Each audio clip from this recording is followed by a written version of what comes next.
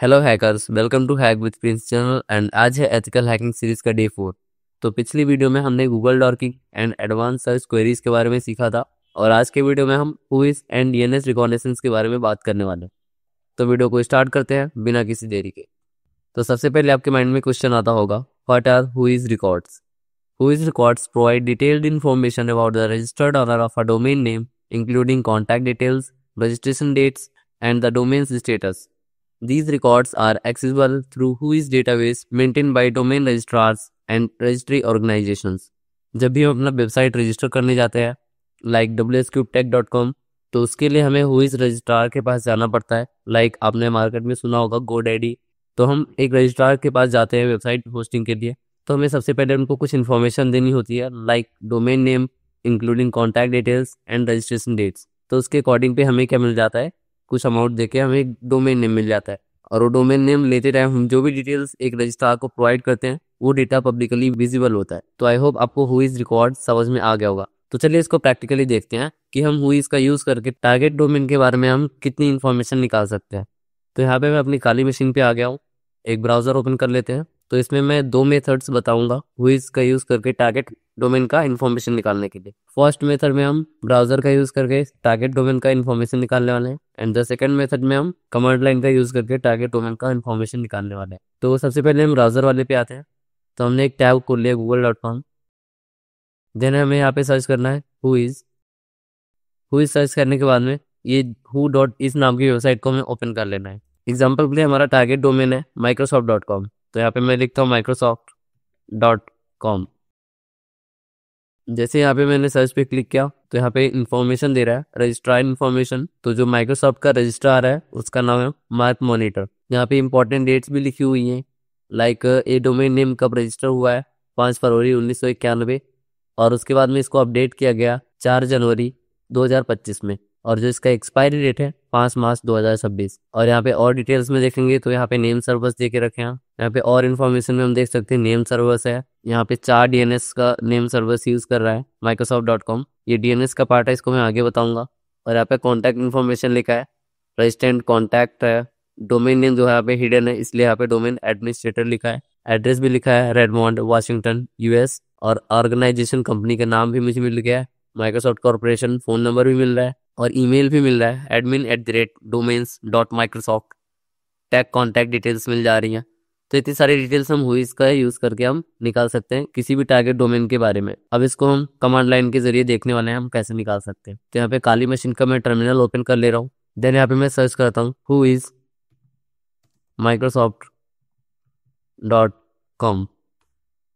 जैसे मैं enter press करता हूँ तो यहाँ पे हमें कुछ इन्फॉर्मेशन दी है जो कि हमें वेबसाइट पे भी सेम ही मिली थी। एग्जाम्पल के यहाँ पे डोमेन नेम देख सकते हैं, मैंने microsoft.com डाला है। देन रजिस्ट्री आईडी भी यहाँ पे मिल जा रहा है हमको। तो इसका सर्वर मार्क मॉनिटर था वहाँ पे, सेम यहाँ पे भी है। अपडेट डेट लिखा हुआ है, रजिस्ट्री एक्सपायरी डेट है, क्रिएशन डेट है, रजिस्ट्रार है मार्क मॉनिटर और registrar abuse contact email contact phone registrar का मिल जाए। नेम सर्वर्स यहाँ पे 4 यूज हो रहे हैं जो कि डीएनएस का पार्ट है, मैंने आपको बता दिया, आगे वीडियो में बताऊंगा। तो यहाँ पे भी आप देख सकते हैं सेम इन्फॉर्मेशन है एज पर वेबसाइट। तो आई होप आपको हुईज यूज करना आ गया होगा और हुईज का यूज करके हम टारगेट डोमेन के बारे में कितनी इन्फॉर्मेशन निकाल सकते हैं वो भी आपको पता चल गया होगा। तो अब बात करते हैं नेक्स्ट टॉपिक की। जो हमारा नेक्स्ट टॉपिक है what is DNS. DNS translates and maps alphabetic domain names like websites, web addresses or names to the numeric IP addresses of computer or servers, and it is also capable of performing the reverse process. It uses user datagram protocol or UDP and its services uses port number 53 to operate. तो DNS क्या होता है? तो example के लिए हम client हैं और google.com एक ब्राउजर पे सर्च करते हैं। तो हमारा ब्राउजर क्या करता है, डीएनएस सर्वर पे कनेक्ट करता है और वहाँ पे सर्च करता है google.com की आईपी एड्रेसेस क्या है। देन डीएनएस सर्वर क्या करता है, रेस्पॉन्स में हमारे ब्राउजर को एक डोमेन नेम की आईपी एड्रेस दे देता है जिससे वो कनेक्ट करके हमें इन्फॉर्मेशन शो करता है। तो आपको ये डीएनएस का प्रोसेस जो है समझ में आ गया होगा। और यहाँ पे आप देख सकते हैं लिखा है it uses user datagram protocol or UDP and it services uses port number 53। तो ये क्या बता रहा है कि जो डीएनएस होता है पोर्ट नंबर 53 यूज करता है जो कि यूडीपी का होता है। तो आपने टीसीपी सुना होगा, ट्रांसमिशन कंट्रोल प्रोटोकॉल, और एक दूसरा सुना होगा यूडीपी, यूजर डेटाग्राम प्रोटोकॉल। तो ऐसे ही यहाँ पे यूडीपी क्या होता है, यूडीपी टीसीपी के मुकाबले बहुत ही फास्ट होता है लेकिन इसमें कुछ पैकेट्स ड्रॉप हो जाते हैं और इसको फास्ट इसीलिए किया गया है कि जब भी हम किसी वेबसाइट को सर्च करें लाइक google.com, तो डीएनएस बहुत ही फास्ट स्पीड में हमें उस डोमेन नेम का आईपी एड्रेस ब्राउजर को भेज दे, जिससे हम जल्दी से जल्दी कनेक्ट कर पाए। तो आपको समझ में आ गया होगा डीएनएस पोर्ट नंबर 53 क्यों यूज करता है और डीएनएस का काम क्या होता है। तो आई होप आपको डीएनएस समझ में आ गया होगा। अब बढ़ते हैं आगे। तो यहाँ पे domain name system and their records लिखा है। तो जो डीएनएस होता है उसमें बहुत सारे रिकॉर्ड्स टाइप्स होते हैं और हर रिकॉर्ड्स टाइप का अलग अलग मतलब होता है। तो एग्जाम्पल के लिए डीएनएस का जो ए रिकॉर्ड होता है, इसमें क्या करता है, IPv4 एड्रेस को मैप करता है।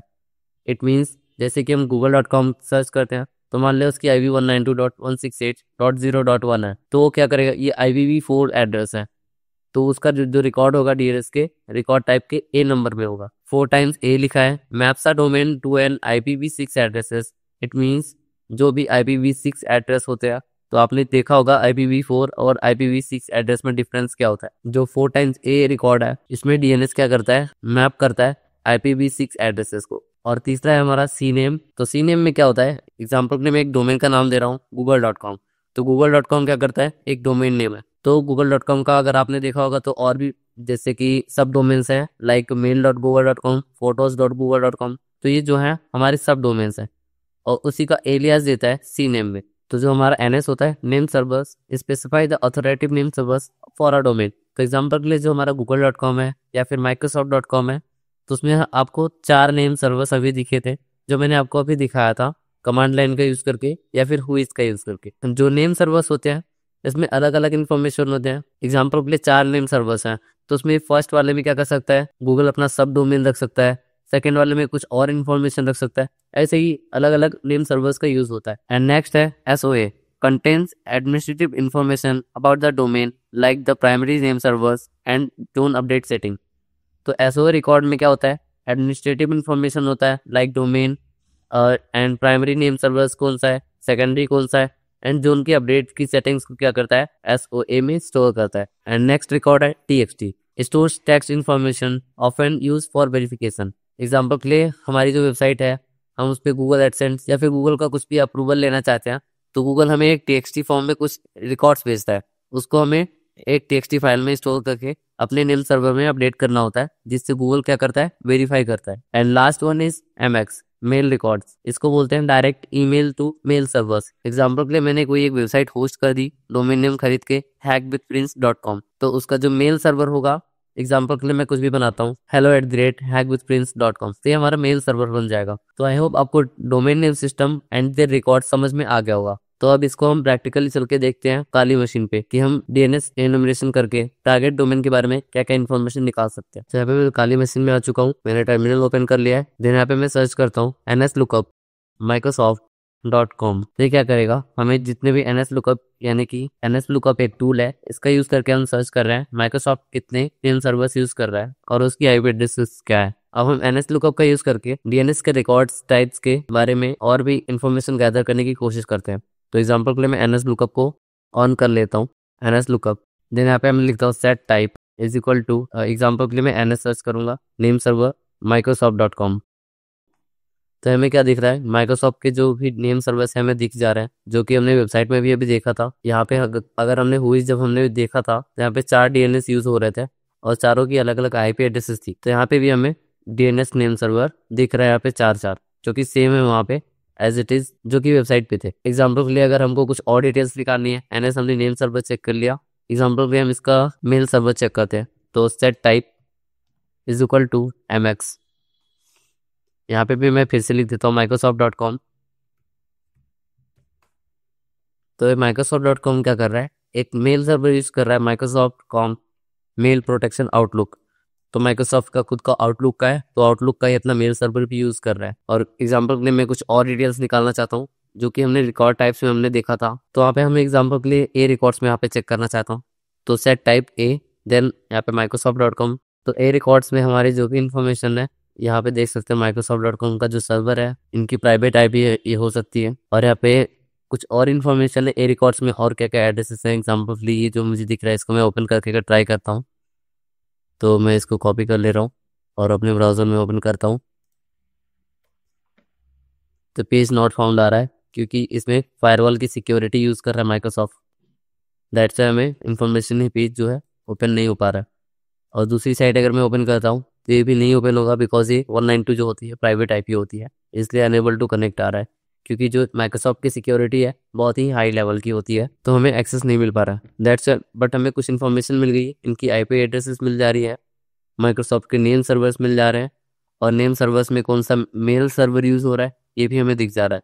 अब दूसरी इन्फॉर्मेशन अगर ट्राई करते हैं हम, तो set type is equal to 4 times A, ये भी एक रिकॉर्ड था जिसमें IPv6 एड्रेसेस होते थे, तो इसको भी ओपन करता हूँ microsoft.com। तो यहाँ पे हमें IPv6 एड्रेसेस मिल चुके हैं चारों नेम सर्वर की, जो कि microsoft.com का है। अब नेक्स्ट रिकॉर्ड हमारा क्या था, तो नेक्स्ट रिकॉर्ड मैं चेक करता हूँ, set type is equal to SOA। तो SOA में जो भी एडमिनिस्ट्रेटिव इन्फॉर्मेशन थे हम ट्राई करते हैं मिलता है या फिर कुछ इन्फॉर्मेशन मिलता है या नहीं। तो microsoft.com लिखता हूँ, तो यहाँ पे हमें SOA में क्या मिला है, सर्वर मिला है, उसका एड्रेस मिला है, और माइक्रोसॉफ्ट का जो SOA में जो नेम सर्वर है उसका नेम सर्वर जो है अलग वेरीफाई हो गया, ये वाला नेम सर्वर है, और उसका मेल एड्रेस भी दिख रहा है यहाँ पे microsoft.com। और इससे ज़्यादा इन्फॉर्मेशन नहीं दे रहा है क्योंकि माइक्रोसॉफ्ट अपनी सिक्योरिटी बहुत हाई लेवल पे रख रहा है, दैट्स वाई एक नॉर्मल हैकर उसको एक्सेस नहीं कर सकता है। अब जो नेक्स्ट रिकॉर्ड था हमारा SOA के बाद में, वो क्या था, TXT। तो यहाँ पे मैं लिखता हूँ set type is equal to TXT। अब TXT रिकॉर्ड्स में देखते हैं क्या मिलता है, microsoft.com। तो TXT रिकॉर्ड्स में बहुत सारी चीज़ें अभी मिल रही है, बट तो ये जो सारे आंसर्स वगैरह ना, तो ये जो सारे हमारे TXT रिकॉर्ड्स में दिख रहा है, ये वेरिफिकेशन हो सकते हैं जिससे माइक्रोसॉफ्ट ने अपना नेम सर्वर लिया है। एग्जाम्पल के लिए आप देख सकते हैं मिक्स पैनल डोमेन वेरीफाई, तो सारे वेरिफिकेशन के की हैं, फेसबुक का डोमेन दिख रहा है हमें, वेरिफिकेशन की वगैरह दिख रही है, तो माइक्रोसॉफ्ट अपने TXT में यूज़ करता है। तो आई होप आपको DNS एनुमरेशन डीप में समझ में आ गया होगा। तो फिर मिलते हैं नेक्स्ट वीडियो में, तब तक के लिए बाय बाय।